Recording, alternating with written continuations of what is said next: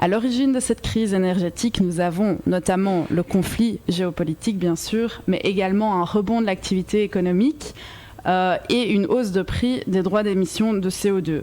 Mais que peuvent faire les entreprises pour contrer cette forte hausse des prix et la mettre au service de la transition climatique? On en parle aujourd'hui avec Mathieu Moll, CEO de Helexia. Bonjour Camille. Bonjour. Et France Bautier, vous êtes chez SIPAC. Bonjour. En effet, bonjour. Alors, on va commencer par vous aujourd'hui, Mathieu. Est-ce que derrière cette crise actuelle se cache, selon vous, une opportunité pour les entreprises? Alors, effectivement, c'est sûr que depuis toujours, les entreprises sont conscientes des enjeux climatiques que nous avons. On se rend compte, évidemment, lors de cette hausse de prix actuelle, que de plus en plus l'intérêt pour les énergies renouvelables se fait ressentir et je crois qu'à ce niveau-là, une hausse des prix évidemment est un boost intéressant pour le climat. D'accord. Vous êtes donc COO chez Helexia. C'est une entreprise qui accompagne les entreprises dans leur transition énergétique. Est-ce que vous pouvez nous en dire un peu plus ? Voilà, alors Helexia se veut le partenaire à long terme dans la transition énergétique des entreprises. L'objectif est d'accompagner au niveau stratégique l'évolution et les investissements qui peuvent être faits pour diminuer les consommations. D'accord. Et donc, vous proposez un système de tiers investissement dans l'énergie solaire. Qu'est-ce que c'est en fait un système de tiers investissement? Alors, effectivement, ça, c'est une des facettes de ce que nous proposons. Donc, le système de tiers investissement, les entreprises, lorsqu'elles décident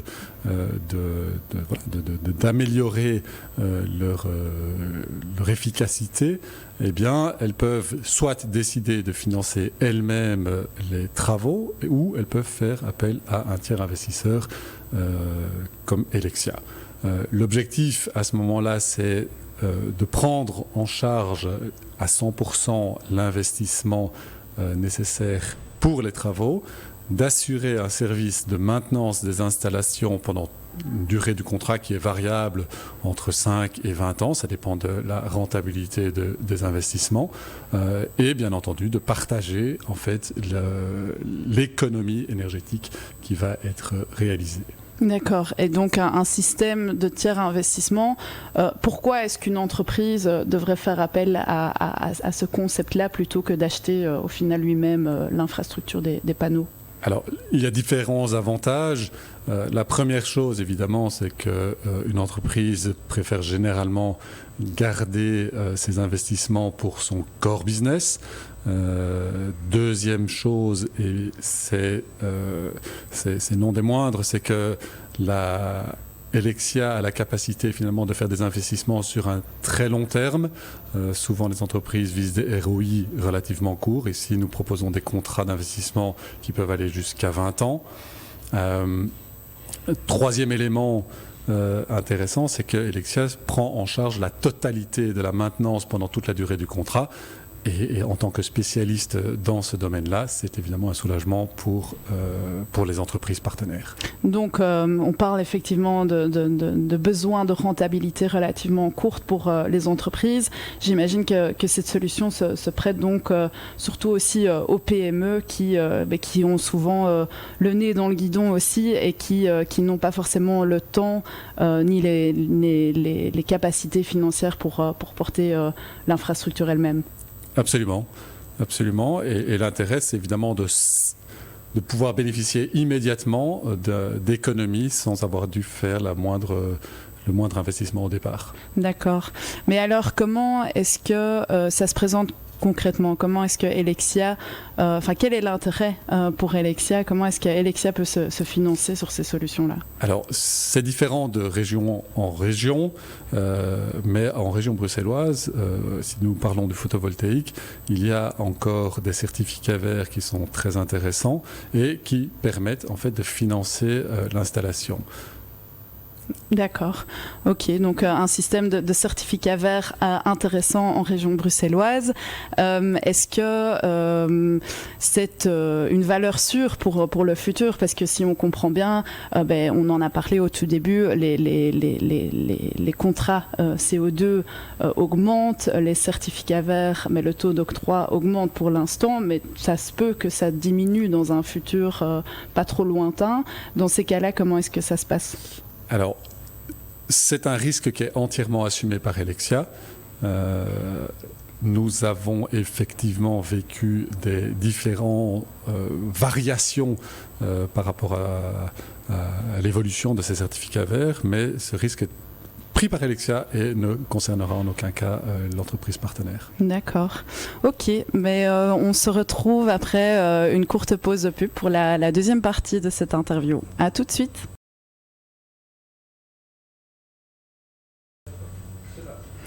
On est de retour dans les studios pour la deuxième partie de cette interview concernant la hausse des prix énergétiques à Bruxelles et l'impact que ça peut avoir pour les entreprises. On est ici autour de la table avec Mathieu Moll, COO de Helexia, et France Bautier de SIPAC. On a parlé du service et du concept de tiers investissement dans le secteur du renouvelable. Mais concrètement, quels avantages est-ce que les entreprises peuvent y retrouver dans cette solution? Alors, comme je le disais tout à l'heure, grâce au certificat vert intéressant sur la région bruxelloise, Helexia est en mesure de proposer une installation photovoltaïque entièrement gratuite pour le client et qui permettra au client de consommer gratuitement toute l'électricité sur site. D'accord. Donc par le biais notamment de ces certificats verts, c'est en fait un win-win et entièrement gratuit souvent pour les entreprises à partir d'une certaine superficie, j'imagine. Alors, effectivement, il faut un minimum de superficie pour pouvoir installer l'installation photovoltaïque. Helexia ne s'adresse pas aux particuliers, nous nous adressons aux entreprises et en général, à partir d'une toiture de 200 mètres carrés, on peut certainement envisager d'étudier le projet. D'accord. Et des toitures de 200 mètres carrés, est-ce qu'on les trouve plus facilement dans certains quartiers de Bruxelles ou voire même dans certains secteurs économiques? Alors, ça peut être différents secteurs. La toiture, ça peut être très variable, mais il est évident que le type d'activité de l'entreprise peut être plus ou moins intéressante pour le client, à savoir que la partie que le photovoltaïque est produit évidemment en journée et nettement plus, 10 fois plus une journée d'été qu'une journée d'hiver. Donc si l'entreprise a un profil de consommation qui s'apparente à celui-là et qui généralement a un besoin de froid important, eh bien, évidemment, ça lui permet d'autoconsommer, un pourcentage d'autoconsommation qui va être nettement plus intéressant. D'accord. Et on a la chance, justement, d'avoir autour de la table aussi une entreprise qui a fait appel à cette solution de renouvelable, d'énergie solaire. France, oui. Bonjour ou rebonjour. Vous avez décidé de faire appel au service d'Helexia. Quels étaient à l'origine les besoins de SIPAC en la matière ? Les besoins étaient, étant donné que la facture d'énergie est un pôle assez important et conséquent pour une entreprise comme la nôtre, c'était réellement de réduire ces factures d'énergie. Donc on a fait appel à Helexia dans un premier temps parce que j'y travaillais et donc c'était une belle opportunité. Et ensuite parce qu'on avait déjà procédé de la sorte sur d'autres bâtiments dont nous sommes propriétaires. Ici, la petite difficulté était qu'on nous sommes locataires. Donc on a dû avoir des négociations avec le propriétaire du bâtiment. Et alors, la machine s'est mise en route. D'accord. Est-ce que c'était, selon vous, plus compliqué de mettre en œuvre cette solution parce que, justement, vous étiez locataire? Ou est-ce que c'est une idée reçue, au final, ou une excuse, entre guillemets, pour ne pas le faire? Ça a été beaucoup plus compliqué, parce que si on était si on était chez nous, ça aurait été fait dans l'immédiat. Ici, la demande avait été déjà faite au préalable. ça n'avait pas abouti. Maintenant, on a obtenu l'accord du propriétaire, mais en effet, ça a mis beaucoup plus de temps que si on avait été notre propre patron. D'accord. Donc, grâce à votre persévérance, voilà. Vous avez mis en place la solution. Quelles étaient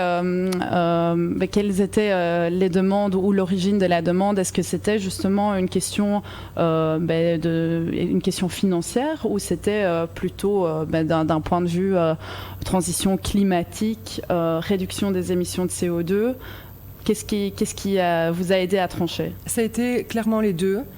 Comme mon oncle le dirait, c'est inadmissible d'avoir 6000 m² de toiture et ne rien en faire.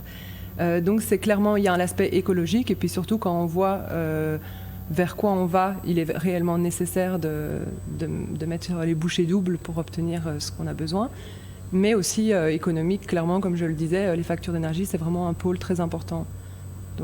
Et quand on parle de plus d'efficacité énergétique, concrètement, quel a été l'impact sur la facture?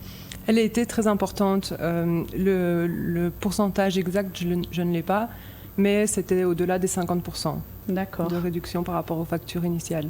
Donc pour des entreprises qui ont des activités énergétiques importantes, c'est pas négligeable. Non, du tout. Ok. Et est-ce que vous avez justement fait appel à une solution de tiers investissement, ou est-ce que vous avez investi vous-même dans les panneaux? On a fait en tiers investissement parce que tout simplement on préfère investir nos sous dans notre activité propre. Mais au-delà de ça, ici, ce n'est pas un bâtiment qui nous appartenait à nous. C'était via le propriétaire. Le souhait du propriétaire était également de ne pas investir ses capitaux propres, et du coup a fait également appel au tiers investissement. D'accord. Ok. On se retrouve pour la suite après une courte pause de pub. À tout de suite.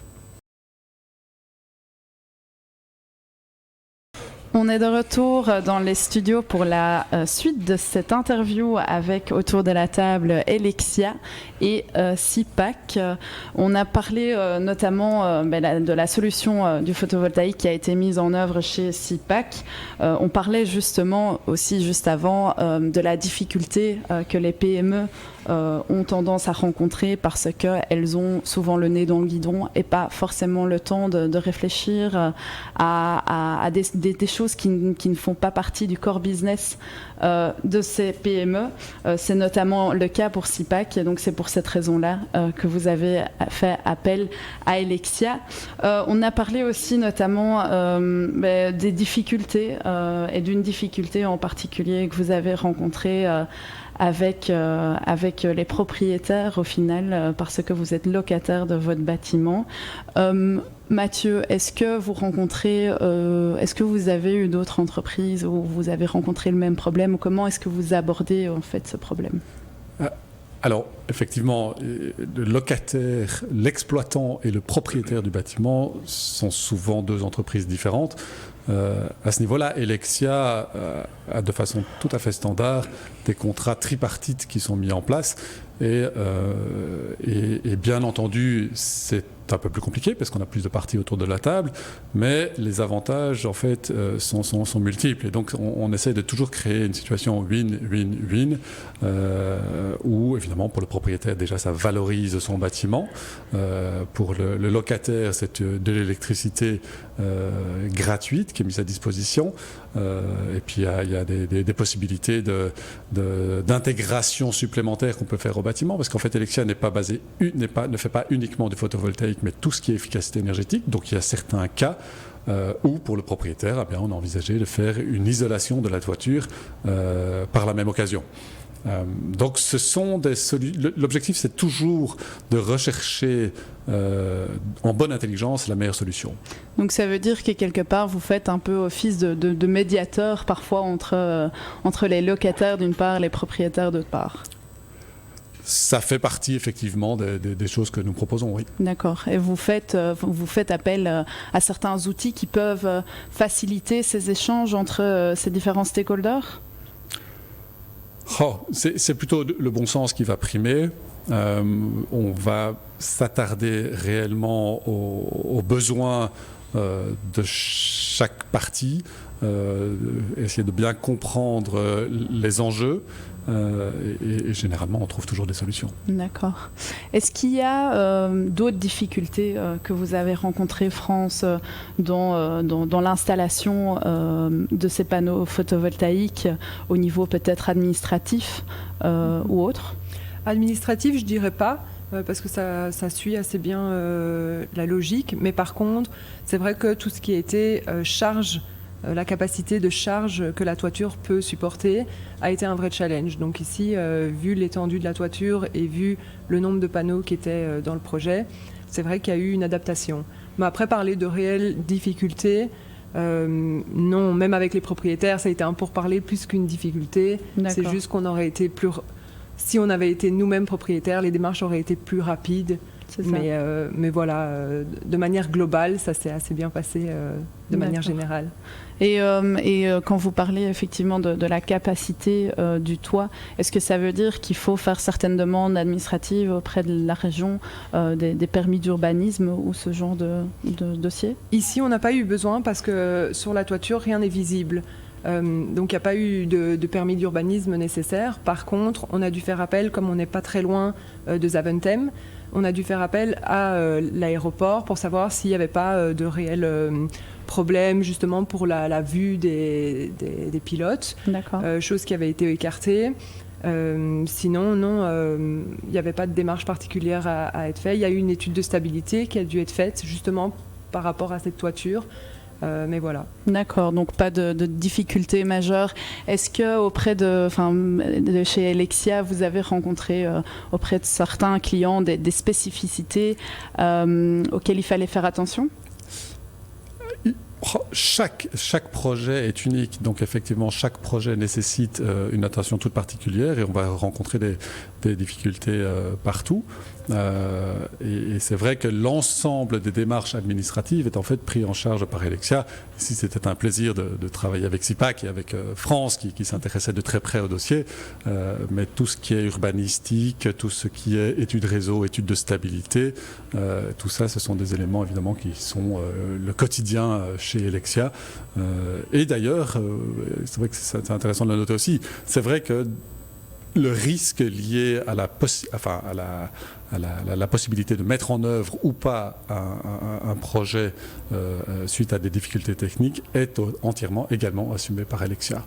Donc une solution entièrement clé sur porte, relativement facile pour les clients. C'est ce que nous visons à faire absolument et de faciliter au maximum toutes les démarches, oui. Ok, on revient pour la suite du débat après une courte pause de pub. À tout de suite. On est de retour dans le studio pour cette dernière partie de l'interview avec Helexia et SIPAC au sujet du photovoltaïque à Bruxelles, surtout dans le cadre de l'augmentation des prix de l'énergie actuelle.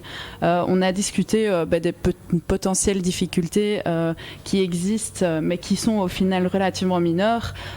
Mais il y a effectivement aussi un autre aspect qui est vraiment propre à la source d'énergie solaire, et c'est en fait que l'énergie solaire soit considérée aussi comme ce qu'on appelle une source d'énergie intermittente. Donc ça veut dire qu'elle n'est pas disponible en permanence. Est-ce que dans le contexte peut-être belge de manière générale, est-ce que c'est un problème pour les installateurs, les entreprises qui installent les panneaux?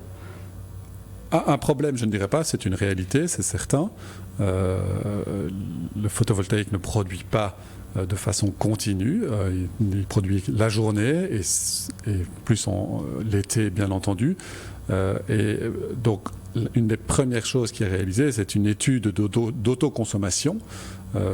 Si les quarts horaires sont disponibles pour l'entreprise, on pourra coller la consommation de l'entreprise à la production photovoltaïque et on pourra estimer de façon très précise la part qui pourrait être autoconsommée. Et alors, si jamais cette part est trop faible, on va dimensionner la centrale en fonction, première chose.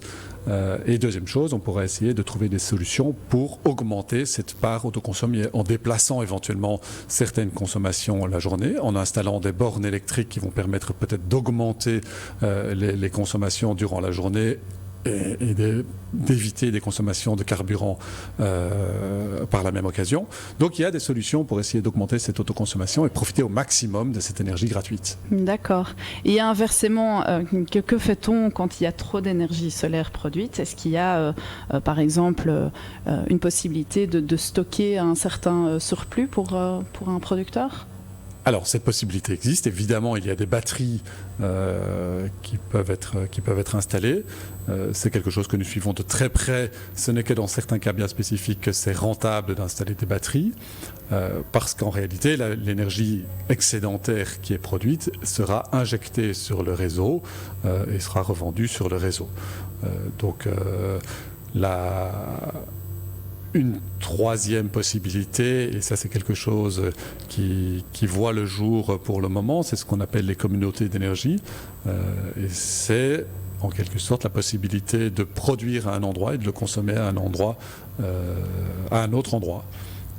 Donc ça, c'est un cadre réglementaire qui est en évolution constante en fait. Exactement. Et c'est en train de voir le jour actuellement. Ce n'est pas encore finalisé, mais c'est en train de s'améliorer. Et avec des objectifs européens qu'on ne l'oublie pas, qui sont relativement ambitieux. On parle quand même de moins 55% d'émissions de CO2 d'ici 2030. Donc Helexia a un rôle très important à jouer là-dedans, j'imagine.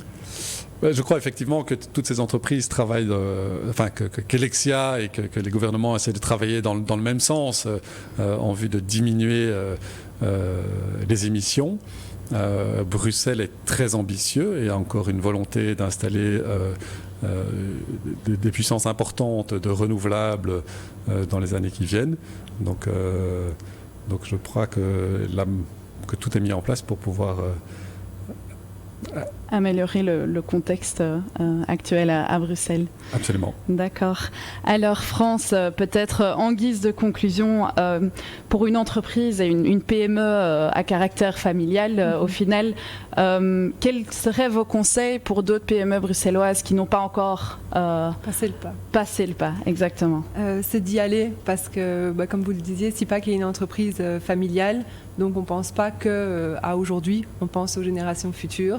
Et il faut penser de manière globale dans ce sens-là à Bruxelles, c'est de passer le pas, d'aller vers ces solutions et d'espérer un bon futur pour les futures générations. D'accord. Mais je vous remercie en tout cas pour cette interview très intéressante. Et voilà, on se retrouve très bientôt pour une prochaine interview dans l'Ecomag. À bientôt. Merci. Merci Camille, merci France. Merci.